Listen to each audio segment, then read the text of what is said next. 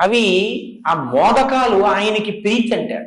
ఆయనకి ప్రీతి అన్నప్పుడు మీరు ఒక విషయం గుర్తుపెట్టుకోండి. లోకంలో సాధారణంగా మీరు ఇంట పచనం చేసినవి దేవతలు తీసుకోరు. ఇడ్లీ నైవేద్యం, సమోసా నైవేద్యాలు ఉండవు లోకంలో. సత్వగుణ భరితమైనటువంటి పదార్థాలే నివేదనలు ఉంటాయి. మీరు ఏదో పాయసం చేసి నైవేద్యం పెట్టారనుకోండి, వాళ్ళు తిన్నారని మీరు ఊహ చేస్తారు. మీ భావన చేత వాళ్ళు తృప్తి పొందుతారు. వాళ్ళు కూడా దృష్టి ప్రసారం చేస్తారు. ఓసారి చూస్తారు ఆ పదార్థం అంతా. వాళ్ళు అలా చూస్తే చాలు పవిత్రత, వాళ్ళు తీసుకున్నట్టే.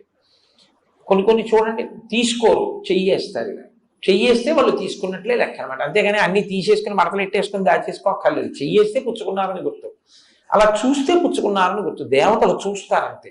కాబట్టి మీరు ఏం ఉండి అక్కడ పెట్టినా వాళ్ళు చూస్తారు ప్రసాదం. శ్రీచక్రం టీవీ. ఒక్క వినాయకుడు మాత్రం మీరు వండి పెడితే తింటాడు.